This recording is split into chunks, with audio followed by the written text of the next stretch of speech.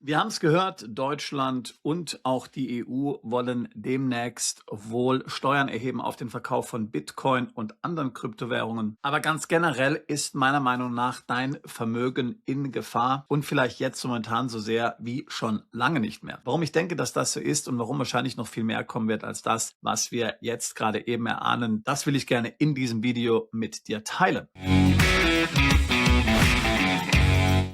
Noch ein kurzer Hinweis in eigener Sache, wenn das Thema Vermögenssicherung für dich auch wichtig ist, vor dem Hintergrund all der Dinge, die gerade in der Welt passieren. Wenn du glaubst, dass du einen Plan B brauchst, den du jetzt implementieren kannst, auch schon bevor du auswanderst, dann lade ich dich ein zu unserem Schweizer Taschenmesser-Seminar für deinen Plan B, das wir regelmäßig in Zürich organisieren und auch demnächst wieder. Dort geht es genau um diese Themen. Was kann ich jetzt machen? Was kann ich heute konkret machen? Auch schon ohne, dass ich auswandern muss. Was ist legal möglich? Zum Beispiel zweite Staatsbürgerschaften, Aufenthaltsgenehmigungen, Konten im Nicht-EU-Ausland, internationale Vermögensdiversifikation, Vermögen im Ausland aufbauen. Mit dabei, neben meinen Kollegen Daniel Taborek und Friedrich Hennegriff, ist auch wieder ein gern gesehener Gast, Herr General außer Diensten Erich Barth, lange Jahre Sicherheitsberater von Kanzlerin Angela Merkel. Er wird die Geschehnisse auch geopolitisch für uns einordnen, extrem wichtig für deinen Plan B, gerade wenn du planst, international zu diversifizieren. Und natürlich Halle Bieder, mein Kollege, wird auch wieder da sein. Er ist bei uns zuständig für Lateinamerika.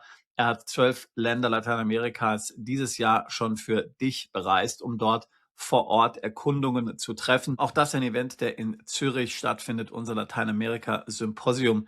Details zu all dem auf unserer Webseite, Link in der Beschreibung dieses Videos. Ich würde mich freuen, dich bei einem dieser Veranstaltungen kennenlernen zu können. Nun aber zurück zum eigentlichen Thema. Du hast es ja bei uns und wahrscheinlich auch schon anderweitig gehört. Deutschland plant die Veräußerung von Bitcoin und auch von anderen Kryptowährungen zu besteuern. Es soll nicht mehr steuerfrei sein, nach einer einjährigen Haltefrist Kryptowährungen zu verkaufen. Das EU-Parlament hat sich für eine Kryptotransaktionssteuer ausgesprochen, aber das sind ja nur die Anfänge. Wir haben ja in den letzten Monaten schon viele Pläne für Angriffe auf dein Vermögen, auf dein Erspartes gehört. Erst vor kurzem hat sich ja der SPD-Einheizer Herr Fratsche dafür ausgesprochen, dass Immobilien viel stärker besteuert werden, dass die Grundsteuer ganz immens steigen soll, möglicherweise auf Zehntausende Euro pro Jahr, dass auch der Verkauf von Immobilien nicht mehr steuerlich privilegiert werden soll. Und er hat dort ganz fesch angemerkt, dass ja Immobilien immobil sind, das heißt, man kann sie nicht aus Deutschland entfernen. Insofern sind sie ein leichtes Opfer, tief hängende Früchte für den Staat. Und da überlegt man sich natürlich, was passiert eigentlich gerade? Wie kann es sein, dass ein Staat diejenigen bestraft, die sparen, die für den Ruhestand Geld zurücklegen, Vermögen ansammeln, sich disziplinieren, weniger konsumieren, vielleicht auf das eine oder andere neue Auto verzichten, auf den einen oder anderen Urlaub verzichten, hart arbeiten, sich zusammenreißen, sich an die Regeln halten, ihre Steuern zahlen, Dienst für die Gemeinschaft tun. Warum werden auf einmal diese Menschen bestraft? Warum sagt man immer, ihr müsst vorsorgen und diejenigen, die das dann genau machen, die sich an die Versprechungen der Politiker gehalten haben, die sollen nun abgestraft werden?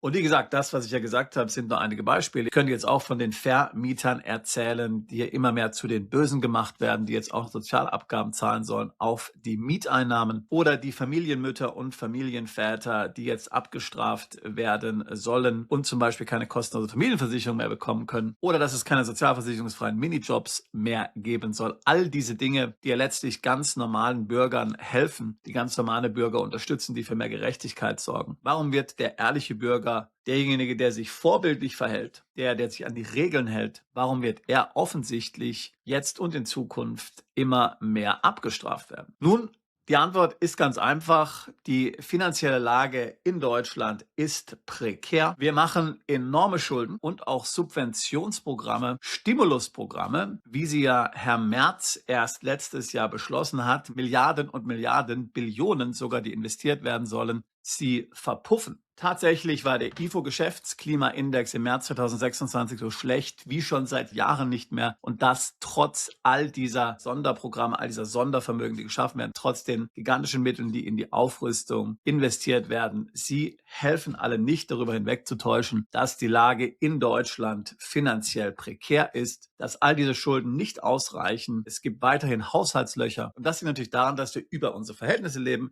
dass der Sozialstaat nicht mehr finanziert werden kann. Das liegt daran, dass wir eine sehr negative demografische Entwicklung haben. Wir haben immer weniger Leute, die arbeiten und immer mehr Rentner. Wir haben ein Rentensystem, das nicht finanzierbar ist. Und dann gibt es natürlich auch noch hier jede Menge Geldverschwendung. Man denke nur an die Fahrradwege in Peru und ähnliche Programme, auf die ich jetzt gar nicht weiter eingehen möchte, über die wir ja auch schon etliche Videos gemacht haben. Das heißt, wir haben eine Schere, die Einnahmen gehen nach unten, die Ausgaben gehen nach oben. Der Staat verdient zwar Rekordsummen an Geld, aber es reicht nicht aus.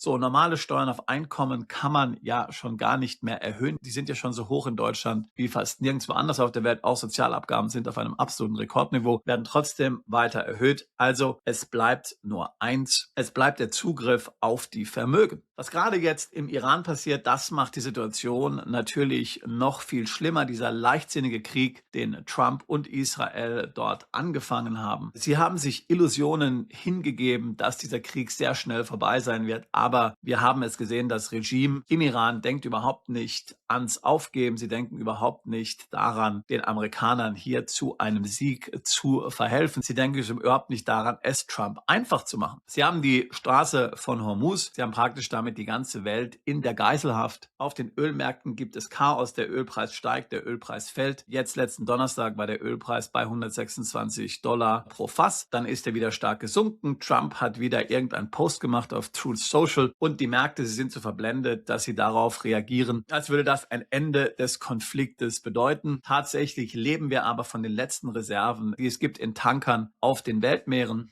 und Notreserven, die sich die Länder eben angesammelt haben. Sobald diese Reserven erschöpft sind, wird es zappenduster aussehen. Insbesondere Diesel und natürlich auch Kerosin. Sie werden davon betroffen sein. Manche Experten gehen davon aus, dass der Ölpreis schon diesen Sommer auf $180 pro Barrel steigen wird. Was wird die Reaktion sein? Nun ja, der größte Erdölexporteur und Produzent in der Welt sind die USA. Alle anderen Länder sind am Limit. Was werden die USA tun? Sie werden schlicht und ergreifend einen Exportstopp verhängen. Das könnte durchaus sein. Manche Experten sehen die Chance dafür bei 50%. Was wird Trump sagen? Er wird sagen, naja, ihr bösen NATO-Länder, ihr habt mir nicht geholfen in Iran, also kriegt ihr jetzt auch kein Öl mehr. Der Krieg bleibt somit für Trump sowas wie ein Videospiel.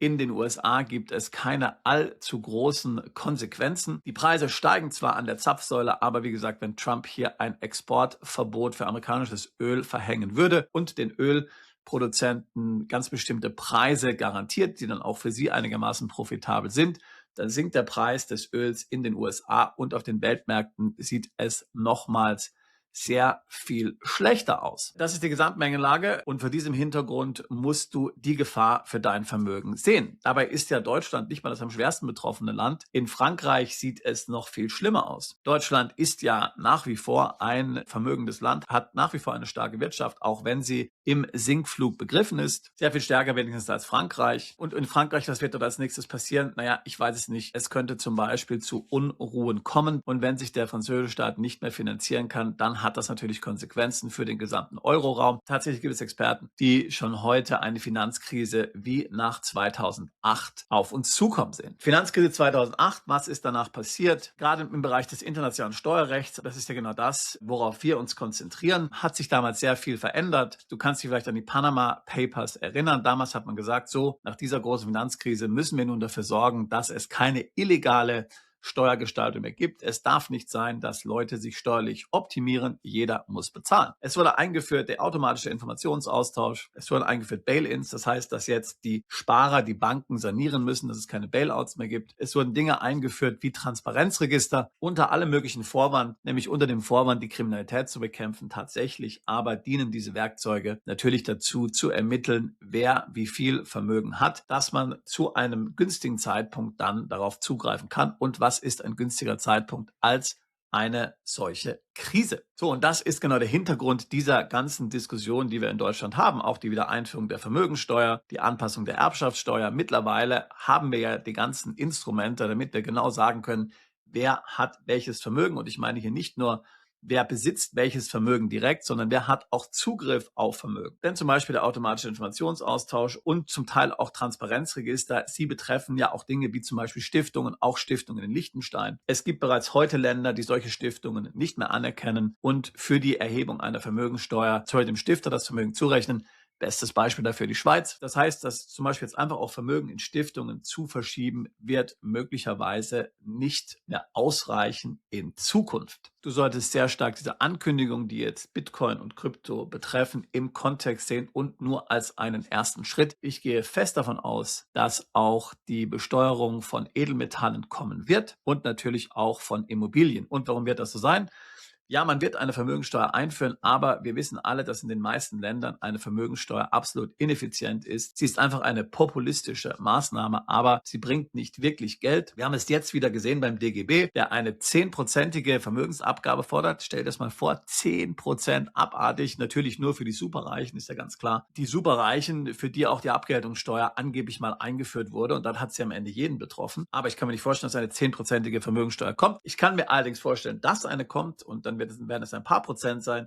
Die bringen aber dann nicht wirklich was, denn wie gesagt, es ist nur eine populistische Maßnahme und deswegen wird es notwendig sein, Dinge wie Goldverkäufe und wie Immobilienverkäufe dann auch tatsächlich zu besteuern. Man wird tatsächlich auch die Erbschaftssteuer erhöhen müssen, weil da kommen dann wirklich die Gelder rein, die man braucht, um den Staat hier noch etwas länger bei Liquidität zu halten. Ich bin mir auch ziemlich sicher, dass in diesem Kontext die Wegzugsteuer verschärft wird und man ein ähnliches Modell haben wird wie in Österreich, wo ja schon heute ein Großteil des privaten Kapitalvermögens von der Wegzugsteuer betroffen ist. Also, wenn du zum Beispiel in Österreich ein paar Apple-Aktien besitzt und du verlässt Österreich, dann musst du eine Steuer bezahlen auf den nicht realisierten Wertzuwachs. Das gibt es ja in Deutschland momentan noch nicht. Das gleiche gilt in Österreich zum Beispiel auch für Krypto. Ich bin mir fast sicher, dass das ebenfalls in Deutschland kommen wird. Und ich vermute, dass das nicht sehr lange auf sich warten lässt. Denn eins ist ja klar, die Reaktion vieler wird jetzt sein, wir müssen unbedingt weg. Und da ist Deutschland natürlich nicht das einzige Land. Auch Kanada hat bereits übrigens eine solche Wegzugsteuer, wo man also nicht realisierte Vermögenszuwächse versteuern muss, wenn man Kanada verlässt. Dennoch haben letztes Jahr Kanada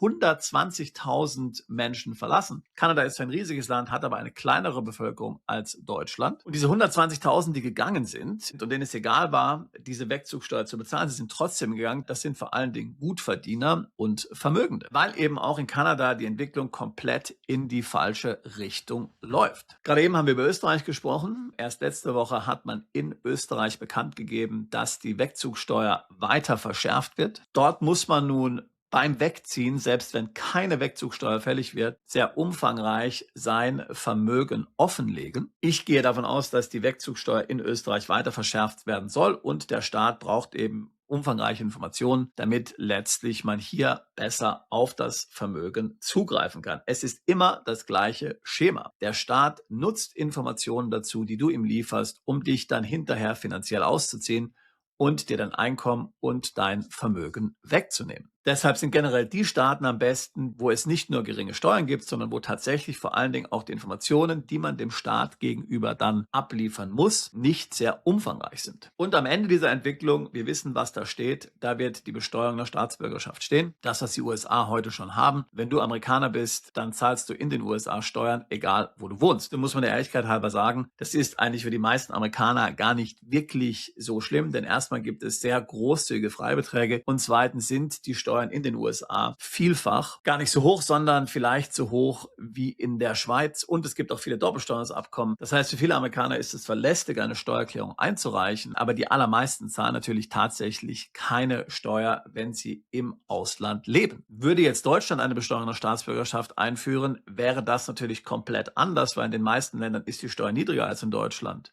Das heißt, du müsstest dann immer in Deutschland noch nachversteuern, wenn es zu einer solchen Steuer kommt. Ich und andere Experten, wir warnen vor diesen Entwicklungen schon seit Jahren. Man darf auch nicht davon ausgehen, dass das über Nacht kommt. Das ist eher eine Evolution und nicht eine Revolution. Das wird von langer Hand vorbereitet und dann wird auf einmal alles sehr, sehr schnell gehen. Das heißt, sollte es zum Beispiel zu einer großen Finanzkrise oder so kommen, ähnlich wie 2008, kann man davon ausgehen, dass es dann sehr schnell gehen wird. Das heißt, die einzige Lösung für dich ist, dass du dich jetzt vorbereitest, dass du dir überlegst, was hat es konkret mit mir zu tun? Könnte ich zum Beispiel dafür sorgen, dass ich Vermögen in Deutschland abbaue? Dass ich nicht mehr 10 Immobilien in Deutschland habe, sondern vielleicht nur noch 2? Könnte ich mir überlegen, schon jetzt auszuwandern? Könnte ich mir überlegen, schon jetzt eine zweite Staatsbürgerschaft zu beschaffen, sodass ich irgendwann den deutschen Pass dann auch abgeben könnte, wenn es denn notwendig wäre? Auch hier muss man natürlich aufpassen, denn wenn man sich das Beispiel der USA anschaut, gibt es dort keine Wegzugsteuer in dem Sinn, sondern es gibt eine Steuer, wenn man die Staatsbürgerschaft ablegt. Das könnte natürlich dann in Deutschland ebenso passieren. Auch ist es so, dass die Erlangung einer zweiten Staatsbürgerschaft vielfach mehrere Jahre in Anspruch nimmt und jetzt nicht nur, sage ich jetzt mal, ein karibischer Pass oder irgendein Inselpass. Da muss man schon 4, 5 Jahre rechnen. Das heißt, auch hier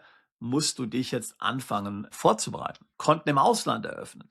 Natürlich würde dich das bei einer Vermögensteuer nicht schützen, wenn du in Deutschland wohnst, aber wenn du dann schon mal dein Vermögen im Ausland hast, dann kannst du relativ einfach Deutschland verlassen, wenn es dann wirklich ganz heiß wird. Das sind ja keine neuen Rezepte. Das haben viele Deutsche, inklusive zum Beispiel die SPD, auch während der Nazi-Zeit gemacht. Sie haben Vermögen im Ausland gebunkert, das teilweise unter Androhung hoher Strafen, zum Teil sogar die Todesstrafe. Und sie haben es dennoch gemacht, denn sie haben gewusst, dass man das Vermögen doch deutlich besser schützen kann vor dem eigenen Staat, wenn es im Ausland ist. Heute ist natürlich alles nochmal komplexer geworden, denn wir haben ja die besprochenen Transparenzregeln und den Informationsaustausch. Aber heute kannst du es natürlich machen und es ist heute komplett legal. Immer noch. Aber heute sehen wir natürlich schon Kapitalverkehrskontrollen, auch wenn es nur weiche Kapitalverkehrskontrollen sind. Aber alle möglichen Dinge wie schwarze Listen und darfst dich in dieses Land überweisen, darfst in jenes Land überweisen, dann nimmt die Bank deine Überweisung nicht an. Das sind natürlich alles bereits Kapitalverkehrskontrollen unter anderem Namen. Auch hier wieder schiebt man vor Anti-Geldwäsche, Antiterrorismus, Kampf gegen die organisierte Kriminalität. Das ist natürlich alles Quatsch. Es war schon immer Quatsch. Diese Regeln haben nichts damit zu tun, die Kriminalität zu bekämpfen. Diese Regeln, diese Maßnahmen haben nur einen Sinn und das ist, den Bürger erleichtern zu können, um das Vermögen, das er sich angespart hat, das er sich aufgebaut hat, das er mühsam vermehrt hat. Leider müssen wir sagen, dass es dazu auch sehr viele Beispiele in der Geschichte gibt, gerade auch der deutschen Geschichte. Die Deutschen,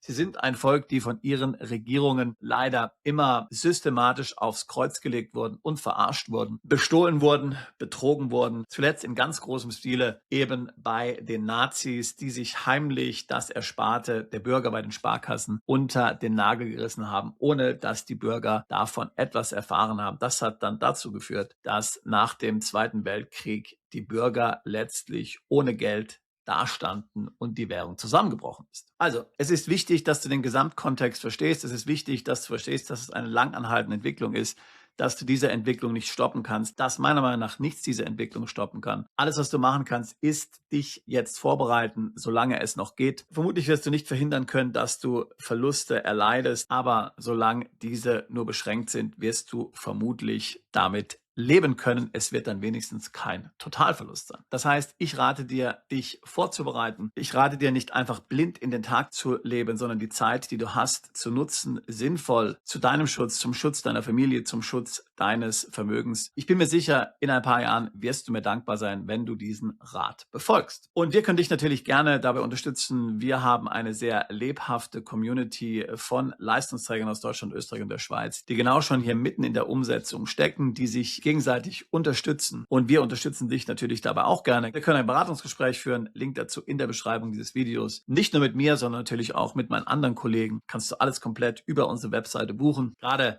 meinen Kollegen Friedrich Hennegriff kann ich hier sehr empfehlen. Er war lange Banker, sogar im Private Banking und ist dann aus dem System ausgestiegen und hilft dir seitdem bei der Vermögenssicherung. Wenn du dich mit diesem Thema einmal intensiv auseinandersetzen willst, dann komm zu unseren Events. Dort kannst du auch Gleichgesinnte dann persönlich treffen. Termine dazu ebenfalls auf unserer Webseite. Link auch hierzu in der Beschreibung dieses Videos. Ich würde mich freuen, auch dich alsbald zu unserer Mandantschaft zählen zu können. Bist du Unternehmer, Freiberufler oder Investor?